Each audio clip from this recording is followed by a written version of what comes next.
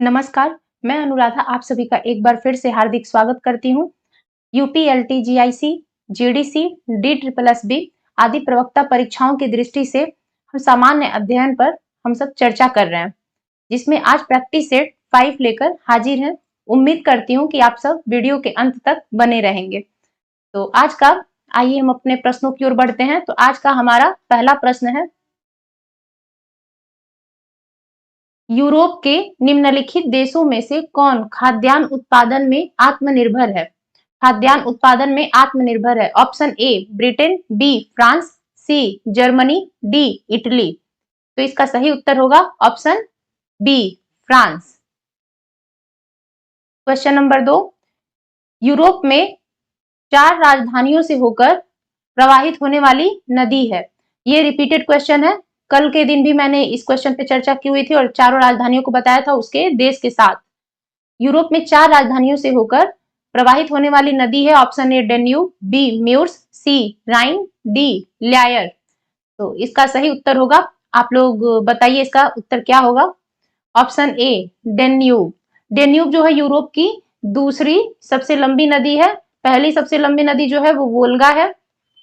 जिन 4 राजधानियों से होकर डेन्यूब नदी बहती है उसमें पहली राजधानी वियना है, जो ऑस्ट्रिया की राजधानी है। ऑस्ट्रिया देश की राजधानी है।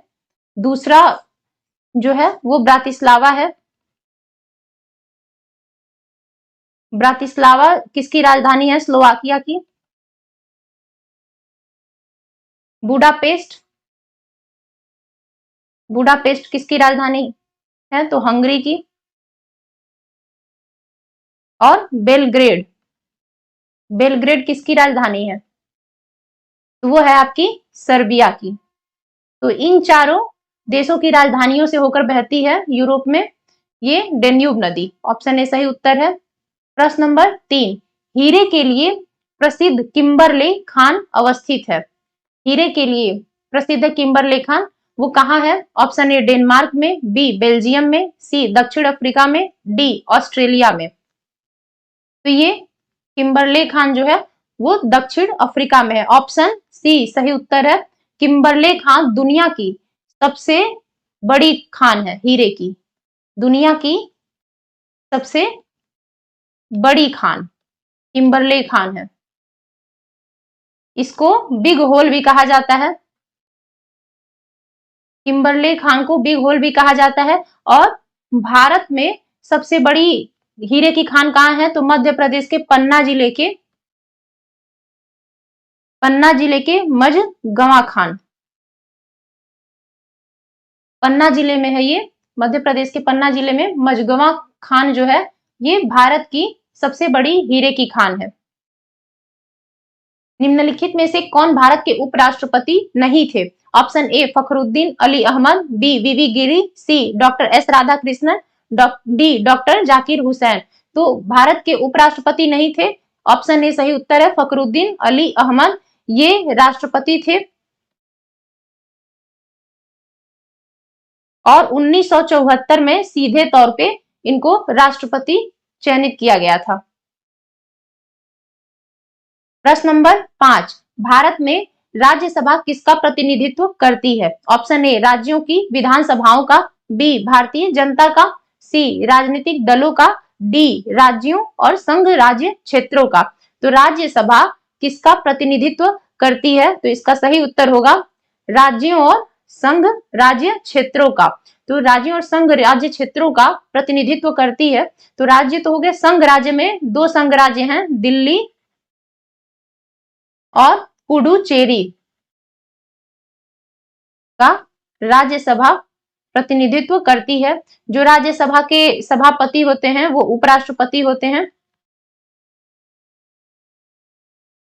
और इसका कार्यकाल जो होता है वो 6 वर्ष का होता है। राज्यसभा का जो कार्यकाल होता है वो 6 वर्ष का होता है। और सभापति उपराष्ट्रपति होते हैं। और 2 संघ राज्यों क्षेत्रों का ये प्रतिनिधित्व करती है। तो संघ राज्य क्षेत्र में 2 हैं, दिल्ली और पुडुचेरी या पौंडीचेरी। प्रश्न नंबर 6, निम्न में से कौन संविधान सभा के अध्यक्ष थे? ये क्वेश्चन कई बार रिपीट हो चुका है, ये जीआईसी के प्रश्न में पूछा गया है बैक टू बैक। तो ऑप्शन ए है doctor B R Ambedkar, B Sardar Vallabh bhai Patel, C K M Munshi, D doctor Rajendra Prasad. तो इसका आप लोग जवाब दीजिए, इसका उत्तर क्या होगा?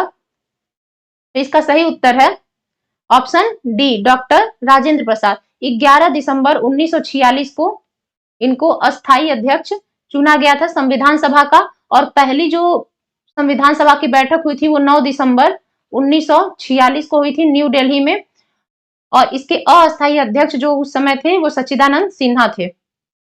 प्रश्न नंबर 7, भारत में जनमत के निर्माण में मुख्य तत्व होता है। ऑप्शन ए परिवार, बी स्वतंत्र प्रेस, सी न्यायिक निर्णय, डी शिक्षा संस्थाएं। तो जनमत के निर्माण में मुख्य तत्व क्या है? तो ऑप्शन बी सही उत्तर स्वतंत्र प्रेस है, और ये भारतीय लोकतंत्र का चौथा स्तंभ भी इसको माना जाता है, स्वतंत्र प्रेस को। तो बढ़ते हैं हम अपने अगले प्रश्न पर। प्रश्न नंबर 8, नियंत्रक और महालेखा परीक्षक द्वारा की गई टिप्पणियों पर कार्यवाही करने की प्रथम जिम्मेदारी बनती है। ऑप्शन ए भारत के राष्ट्रपति की, बी उच्चतम न्यायालय की, सी संसद की, डी राष्ट्रीय विकास परिषद की। तो ये भी क्वेश्चन रिपीट हुआ है, तो इस जो लोग कल का हमारा वीडियो देखे होंगे उन्हें पता होगा इसका उत्तर क्या होगा। तो इसको इंग्लिश में कैग भी बोलते हैं। इसका कल भी मैंने फुल फॉर्म बताया था, कंट्रोलर एंड ऑडिटर,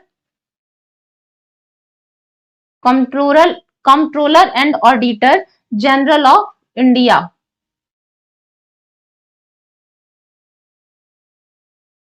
इसका सही उत्तर होगा सी संसद की। तो नियंत्रक और महालेखा परीक्षक द्वारा की गई टिप्पणियों पर कार्यवाही करने की जो प्रथम जिम्मेदारी बनती है वो है संसद की। और कैग का किस आर्टिकल में उल्लेख है? तो आर्टिकल 148 में कैग का प्रावधान है। आर्टिकल 148 इससे जुड़ा हुआ है, कैग से, नियंत्रक और महालेखा परीक्षक से। प्रश्न नंबर 9, सोनार अधिकांशतः प्रयोग में लाया जाता है। ऑप्शन ए अंतरिक्ष यात्रियों द्वारा, बी डॉक्टरों द्वारा, सी इंजीनियरों द्वारा, डी नौ संचालकों द्वारा। सोनार से क्वेश्चन लगभग पूछ देते हैं, अधिकांशतः एग्जामों में पूछा जाता है ये। तो इसका सही उत्तर होगा सोनार, ऑप्शन डी नौ संचालकों द्वारा। तो नाविक या नौ संचालकों द्वारा सोनार का प्रयोग में लाया जाता है। किसके द्वारा? तो नौ संचालकों द्वारा। इसका यूज कहाँ होता है? तो पानी के नीचे की वस्तुओं को ढूंढने में, पानी के नीचे की वस्तुओं को ढूंढने में इसका प्रयोग होता है सोनार का।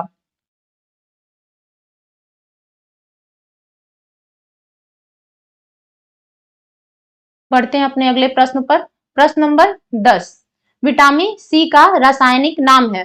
ऑप्शन ए साइट्रिक अम्ल, बी ग्लूटेमिक अम्ल, सी अमीनो अम्ल, डी एस्कॉर्बिक अम्ल।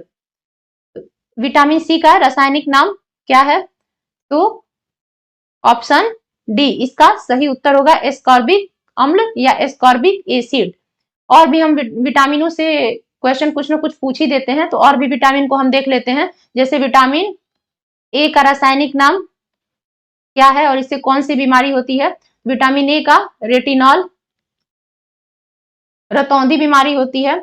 बी का, विटामिन बी का कोई रासायनिक नाम नहीं है, इससे बेरी बेरी बीमारी होती है। विटामिन डी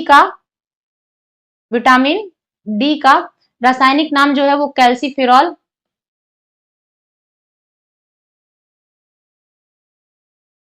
इसकी कमी से रिकेट्स नाम की बीमारी होती है। और विटामिन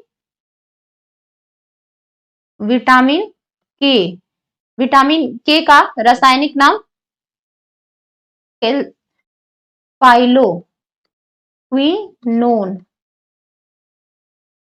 फाइलोक्विनोन।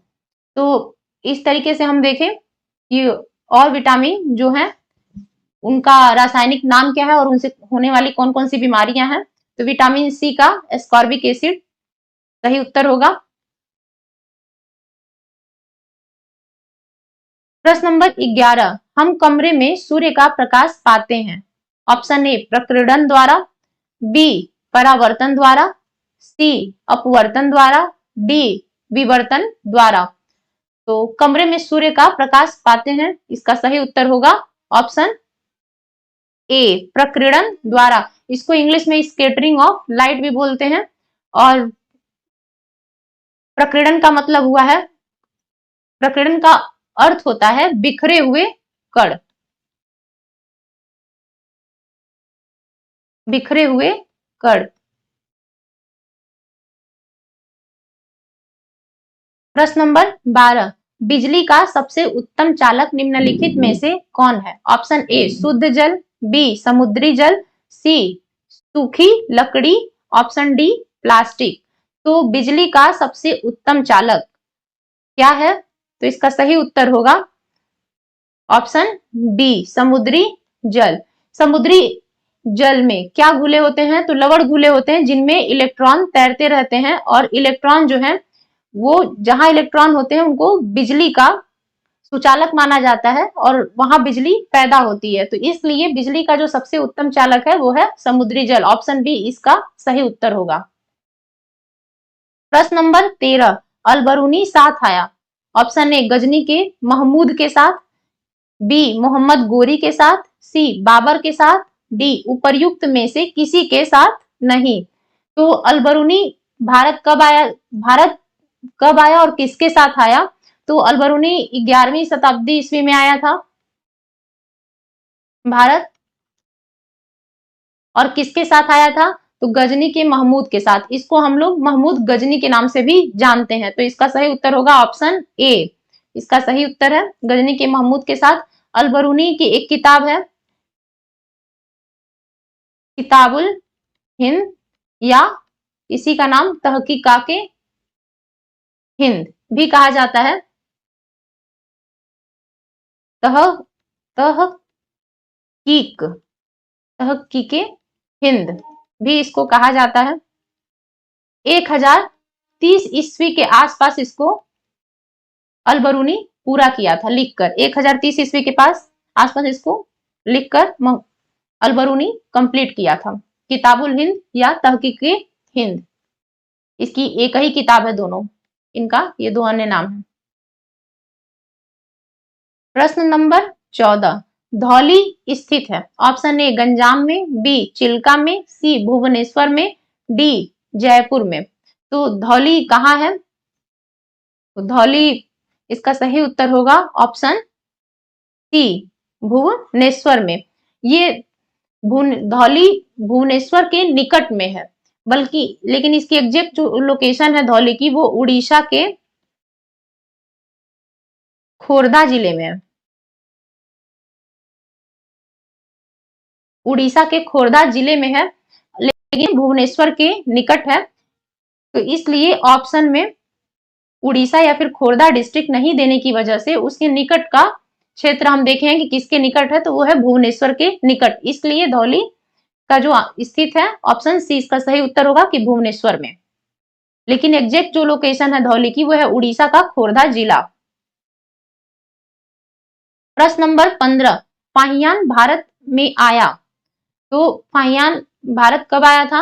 ऑप्शन ए 349 ईस्वी में, बी 374 ईस्वी में, सी 384 एडी में या ईस्वी में, एडी या ईस्वी दोनों सेम होता है, डी 399 एडी में। तो फाहियान भारत किसके काल में आया था तो उस समय गुप्त काल चल रहा था और इसके शासक थे चंद्रगुप्त विक्रमादित्य। विक्रमादित्य इनकी उपाधि थी, या फिर चंद्रगुप्त द्वितीय भी बोलते हैं। इनके काल में भारत आया था। और किस सन में आया था, तो इसका सही उत्तर होगा ऑप्शन नंबर डी 399 ईस्वी में। और चंद्रगुप्त का जो काल था वो 375 से 414 ईस्वी था। और फाहियान भारत में भ्रमण किया 399 ईस्वी से लेकर 414 ईस्वी तक। लगातार ये भारत भ्रमण करता रहा फाहियान। हमें उम्मीद है आपको हमारे समझाने का तरीका समझ आ रहा होगा और प्रश्न भी आपको अच्छे लग रहे होंगे और आप लोगों का मन लग रहा होगा सॉल्व करने में। तो हम बढ़ते हैं अपने प्रश्न की तरफ। प्रश्न नंबर 16, निम्नलिखित में से कौन दिल्ली का प्रथम सुल्तान था जो युद्ध में लड़ता हुआ मारा गया था? ऑप्शन ए अलाउद्दीन खिलजी, ये खिलजी होगा, खलजी मिसटाइप हो चुका है, ये मिसटाइप हो गया है, ये खलजी नहीं खिलजी होगा, कई जगह खलजी भी लिखा हुआ मिल जाता है। ऑप्शन बी बहलोल लोदी, सी इब्राहिम लोदी, डी सिकंदर लोदी। तो दिल्ली का प्रथम सुल्तान जो युद्ध में लड़ता हुआ मारा गया था, तो इसका सही उत्तर होगा इब्राहिम लोदी। ऑप्शन सी इसका सही उत्तर होगा। ये लोदी वंश का अंतिम शासक था, लोदी वंश का इब्राहिम लोदी अंतिम शासक था। और किस युद्ध में मारा गया? तो पानीपत के प्रथम युद्ध में।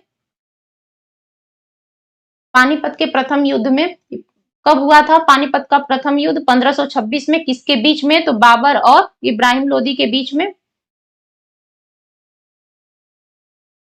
बाबर और इब्राहिम लोदी के बीच में हुआ था, जिसमें बाबर विजयी हुआ था।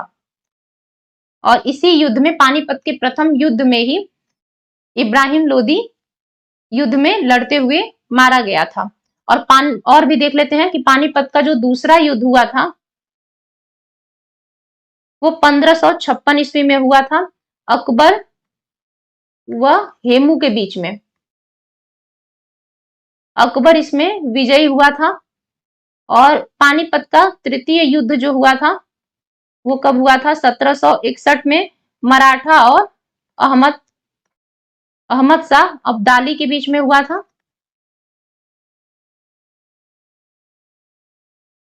और अहमद शाह अब्दाली जो था वो विजयी हुआ था पानीपत के तृतीय युद्ध में। तो ये था हमारा पानीपत के युद्ध से संबंधित क्वेश्चन था। या फिर ऐसे भी इसी को पानीपत के प्रथम युद्ध कब लड़ा गया था ऐसे भी करके क्वेश्चन पूछ देता है, किसके बीच में हुआ था। या फिर एक इसी का नया पैटर्न है कि निम्नलिखित में से कौन दिल्ली का प्रथम सुल्तान था जो युद्ध में लड़ता हुआ मारा गया? तो वो था इब्राहिम लोदी। ऑप्शन सी सही उत्तर है।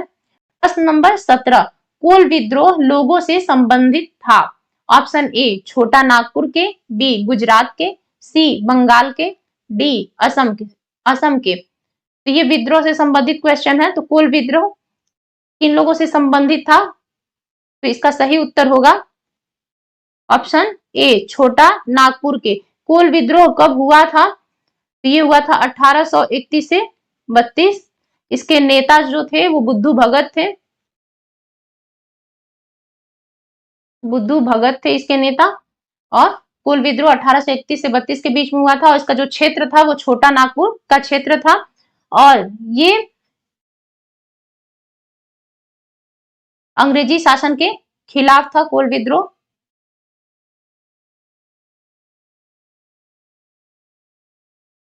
बिरसा मुंडा का कार्य क्षेत्र कौन सा था? Option A Champaran, B Murshidabad, C Alipur, D Ranchi. तो बिरसा मुंडा के द्वारा जो विद्रोह चलाया गया था या विद्रोह हुआ था उस विद्रोह का क्या नाम है? तो मुंडा विद्रोह या उलगुलान विद्रोह। उलगुलान विद्रोह के भी नाम से इसको जाना जाता है। ये कब हुआ था? 1899 से 1900 इसकी डेट है। और इसके जो नेता थे मुंडा विद्रोह या उलगुलान विद्रोह, तो बिरसा मुंडा। और इनका कार्य क्षेत्र कौन सा था? तो option number D Ranchi. Ranchi इसका सही उत्तर होगा। बिरसा मुंडा को धरती आबा के नाम से भी जाना जाता है। बिरसा मुंडा को धरती आबा के नाम से भी जाना जाता है। और यह ब्रिटिश शासन के खिलाफ विद्रोह था। प्रश्न नंबर 19, नाथुला दर्रा भारत के किस राज्य में स्थित है? Option A Assam, B Uttarakhand, C Sikkim, D Jammu एवं कश्मीर। तो नाथुला दर्रा से कहां है? तो है सिक्किम में। ऑप्शन सी सही उत्तर है।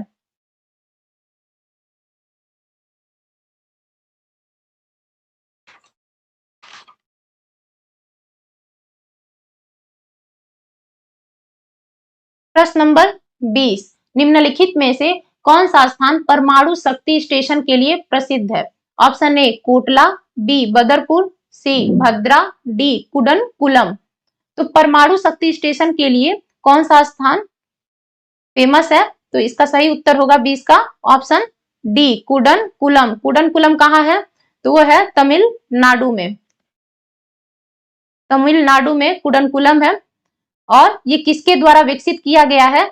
तो परमाणु भारत के परमाणु ऊर्जा निगम द्वारा। और इसका एक शॉर्ट फॉर्म है NPCIL। इंग्लिश में NPCIL का फुल फॉर्म है nuclear power corporation of India limited. इसका फुल फॉर्म है NPCIL का। हो सके तो आप लोग कहीं नोट कर लीजिएगा। परमाणु ऊर्जा निगम का जो शॉर्ट फॉर्म है इंग्लिश में NPCIL है और इसका फुल फॉर्म है nuclear power corporation of India limited. तो जो परमाणु शक्ति स्टेशन के लिए प्रसिद्ध है तो कुडनकुलम कहाँ है? तमिलनाडु में। ये किसके द्वारा विकसित किया गया है? तो वो है भारत के परमाणु ऊर्जा निगम द्वारा। बढ़ते हैं अगले प्रश्न पर।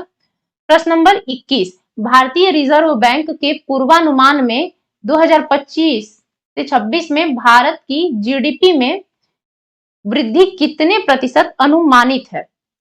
Option A 6%, B 6.50%, C 7%, D 7.50%।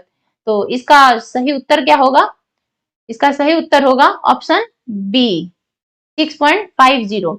ये पहले RBI के द्वारा ये पहले अनुमान किया गया था कि जो GDP में वृद्धि है वो 6.50 होगी, लेकिन अभी इसका आंकड़ा जो हो गया है ये 6.8% पे चला गया। वर्तमान में इन्होंने बढ़ा दिया है GDP की वृद्धि को, तो इनका अनुमान जो है वो 6.5 से 6.8 की तरफ हो गया है।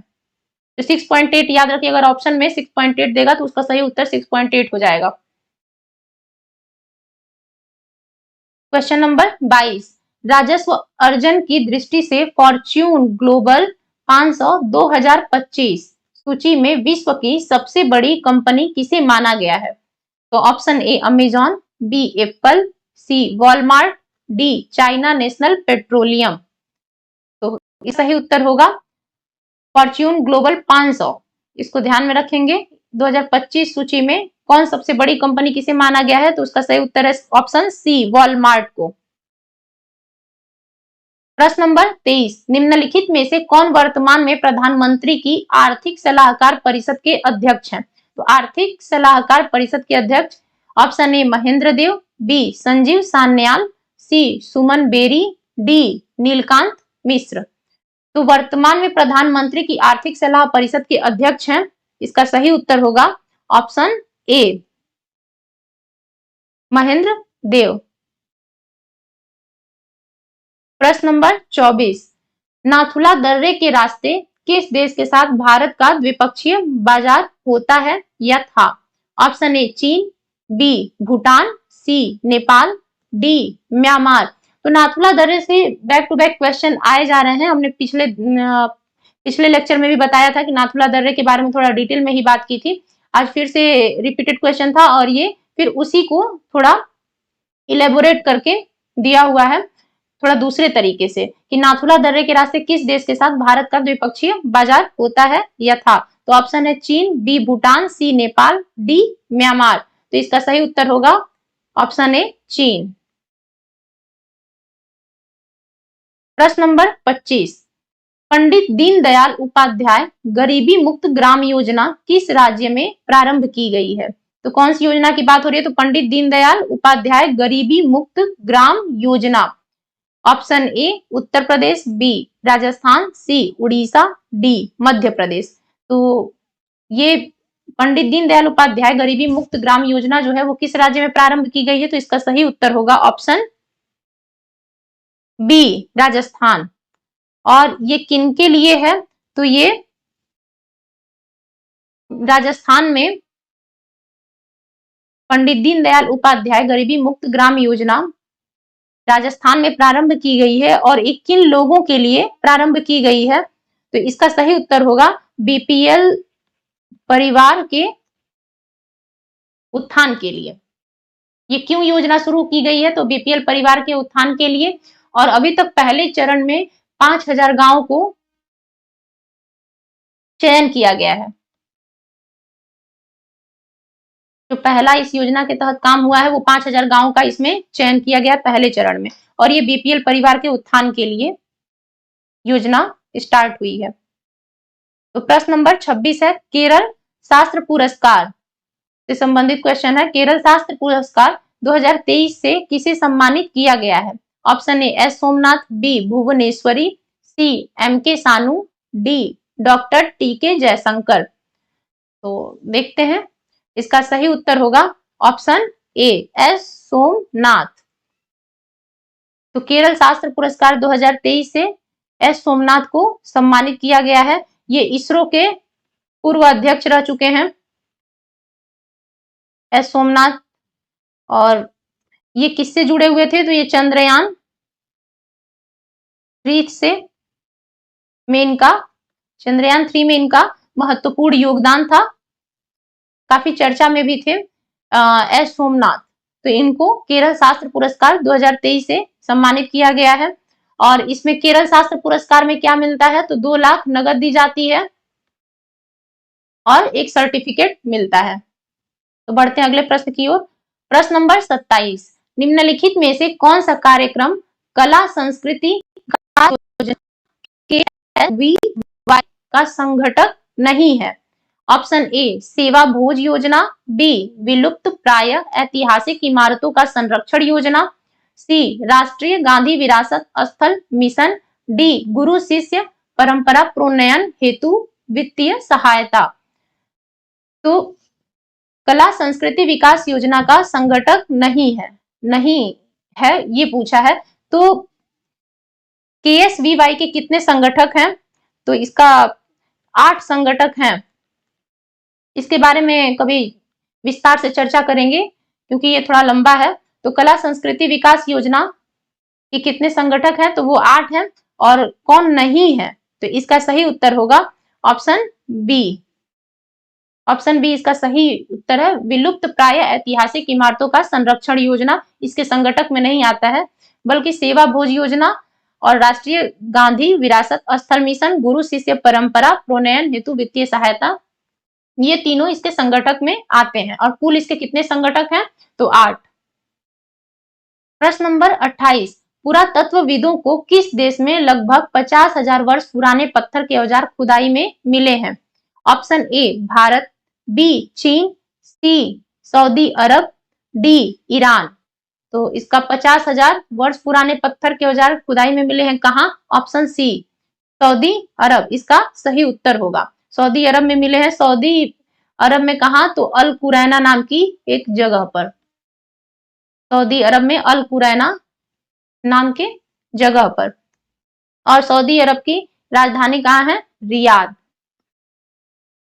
बढ़ते हैं अगले प्रश्न पर। आप लोगों को मेरी बातें समझ में आती हैं कि नहीं, ये बात आप लोग जरूर कमेंट के माध्यम से हमें बताइएगा। हम आप लोगों के सभी कमेंट को पढ़ते हैं और आप लोगों के अनुसार ही अपने लेक्चर या बोलने की शैली में सुधार लाने का प्रयास करते हैं। तो आप लोग जरूर कमेंट किया करिए ताकि मुझे भी पता चले कि आपको कैसा लग रहा है हमारे प्रश्नों का संकलन और हमारे बताने का तरीका।